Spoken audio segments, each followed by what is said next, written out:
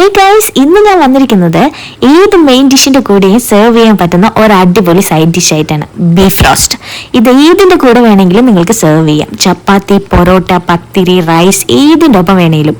അപ്പോൾ simple and tasty ആയിട്ടുള്ള ഒരു ബീഫ് റോസ്റ്റ് എങ്ങനെ തയ്യാറാക്കി എടുക്കാമെന്ന് നമുക്കൊന്ന് നോക്കിയാലോ. And this is delicious corner by Devi's and welcome to the video.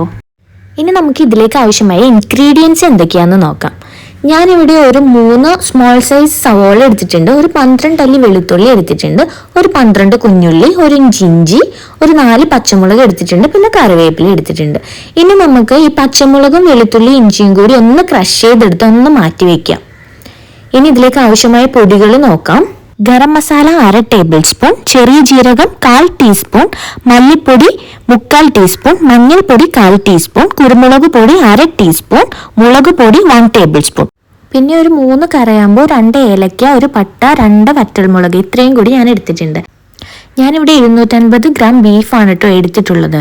ഇതിലേക്ക് ഞാൻ 3 സ്മോൾ സൈസ് സവാള മാത്രമേ എടുത്തിട്ടുള്ളൂ, പിന്നെ ഒരു മീഡിയം സൈസ് തക്കാളിയും കൂടി എടുത്തിട്ടുണ്ട്. ഇത്രയും ഇൻഗ്രീഡിയൻസ് വെച്ചിട്ടാണ് കേട്ടോ നമ്മൾ ബീഫ് റോസ്റ്റ് മേക്ക് ചെയ്യാൻ പോകുന്നത്. അപ്പോൾ തുടങ്ങിയാലോ.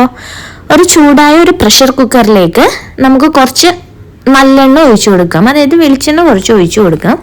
അതിലേക്ക് ഇനി വറ്റൽമുളക് ഇട്ട് കൊടുക്കുക. അതിനുശേഷം ബാക്കിയുള്ള സ്പൈസസും കൂടി ആഡ് ചെയ്ത് കൊടുക്കാം. പട്ട, കറയാമ്പൂ, ഏലക്ക ഇതുകൂടി ഒന്ന് ആഡ് ചെയ്ത് കൊടുക്കാം.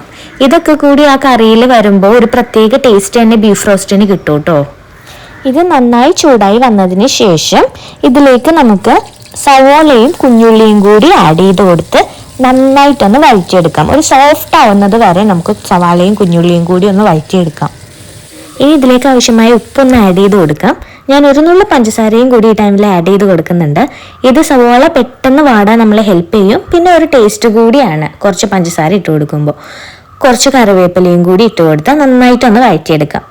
സവോള നല്ല സോഫ്റ്റായി വന്നു കഴിയുമ്പോൾ നമുക്ക് ഇതിലേക്ക് നേരത്തെ ക്രഷ് ചെയ്ത് വെച്ചിരിക്കുന്ന പച്ചമുളക്, ജിഞ്ചർ, വെളുത്തുള്ളിയുടെ പേസ്റ്റ് ഇതിലേക്ക് ഒന്ന് ആഡ് ചെയ്ത് കൊടുക്കാം.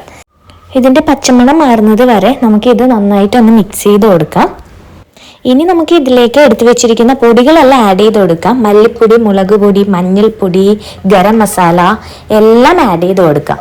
ബീഫ് റോസ്റ്റും ബീഫ് കറിയും ഒക്കെ വെക്കുമ്പോൾ ചെറിയ ജീരകം ആഡ് ചെയ്ത് കൊടുക്കുന്നത് കറിക്ക് ഒരു പ്രത്യേക ടേസ്റ്റ് തരാനായിട്ട് ഹെൽപ്പ് ചെയ്യും കേട്ടോ. ഇനി ഈ പൊടികളെല്ലാം കൂടി ഒരു മിനിറ്റ് നേരത്തേക്ക് നന്നായിട്ടൊന്ന് മിക്സ് ചെയ്ത് കൊടുക്കാം. പൊടികളുടെയൊക്കെ പച്ചമണം മാറിയതിന് ശേഷം ഇതിലേക്ക് ഒരു മീഡിയം സൈസ് തക്കാളി ചെറുതായിട്ട് അരിഞ്ഞതും കൂടി ഒന്ന് ആഡ് ചെയ്ത് കൊടുക്കാം. കുറച്ച് കറിവേപ്പിലയും കൂടി ഇട്ട് നന്നായിട്ട് ഇതൊന്ന് മിക്സ് ചെയ്തെടുക്കാം. ഇനി ഒരു 5 മിനിറ്റ് ഇതൊന്ന് മൂടി വെച്ച് കഴിക്കാം. അപ്പോഴേക്കും തക്കാളിയൊക്കെ നന്നായി വെന്ത് വന്നിട്ടുണ്ടാവും. തക്കാളിയൊക്കെ നല്ല വെന്ത് വന്നിട്ടുണ്ട്. ഇനി ഇതിലേക്ക് കഴുകി വൃത്തിയാക്കി വെച്ചിരിക്കുന്ന ബീഫ് ആഡ് ചെയ്ത് കൊടുക്കാം. ഞാനിവിടെ ഉപ്പും വിനാഗിരിയും ചേർത്താണ് ബീഫ് കഴുകി വെച്ചിരിക്കുന്നത്. ഇങ്ങനെ കഴുകുമ്പോൾ നന്നായിട്ട് ബീഫ് വൃത്തിയായി കിട്ടും. ഇനി ഈ ബീഫ് ഇട്ട് കൊടുത്തിട്ട് ഇതെല്ലാം കൂടി ഒന്ന് മിക്സ് ചെയ്തെടുക്കണം. ഇനി ഈ ബീഫിലേക്ക് ഒരു 1/2 ഗ്ലാസ് വെള്ളം കൂടി ആഡ് ചെയ്ത് കൊടുത്ത് നന്നായിട്ടൊന്ന് ഇളക്കി യോജിപ്പിച്ചെടുക്കുക. അതിനുശേഷം ഒരു 15 മിനിറ്റ് നേരത്തേക്ക് ലോ ഫ്ലെയിമിലിട്ട് നന്നായിട്ടൊന്ന് പ്രഷർ കുക്ക് ചെയ്തെടുക്കാം.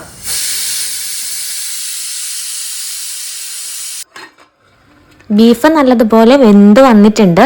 നന്നായിട്ട് എണ്ണയൊക്കെ തിരിഞ്ഞ് നല്ല രീതിയിൽ തന്നെ വെന്ത് വന്നിട്ടുണ്ട്. ഇനി നമുക്ക് ഇതൊരു പാനിലേക്ക് ഇട്ട് റോസ്റ്റ് ചെയ്തെടുക്കാം. അതിനായി ഒരു പാനിലേക്ക് കുറച്ച് വെളിച്ചെണ്ണ ഒഴിച്ചു കൊടുക്കുക. അതിനുശേഷം നമുക്ക് ചെറുതായിട്ട് അരിഞ്ഞു വെച്ചിരിക്കുന്ന തേങ്ങാക്കൊത്തുകൂടി അതിലേക്ക് ഇട്ട് കൊടുക്കാം. ആവശ്യത്തിന് ഉപ്പും കൂടി ചേർത്ത് നന്നായിട്ട് അത് മിക്സ് ചെയ്തെടുക്കുക. ഇനി ഇതിലേക്ക് കുറച്ച് മഞ്ഞൾപ്പൊടിയും കുറച്ച് കറിവേപ്പിലയും കൂടി ഇട്ട് കൊടുത്ത് നന്നായിട്ട് മിക്സ് ചെയ്തെടുക്കാം. ഇങ്ങനെ ചെയ്യുമ്പോൾ നമ്മുടെ ബീഫ് റോസ്റ്റിന് ഒരു പ്രത്യേക രുചി തന്നെ കിട്ടും. ഇനി ഇതിലേക്ക് ബീഫ് ആഡ് ചെയ്ത് കൊടുക്കാം. ബീഫിൻ്റെ ഗ്രേവിയൊക്കെ നല്ല തിക്കാവുന്നത് വരെ ഇതിലിട്ട് ഇങ്ങനെ വഴറ്റിയെടുക്കണം.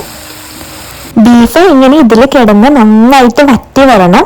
ഒരു 10 മിനിറ്റ് ലോ ഫ്ലെയിമിൽ ഇട്ടിട്ട് നമുക്കിതൊന്ന് മൂടി വയ്ക്കാം.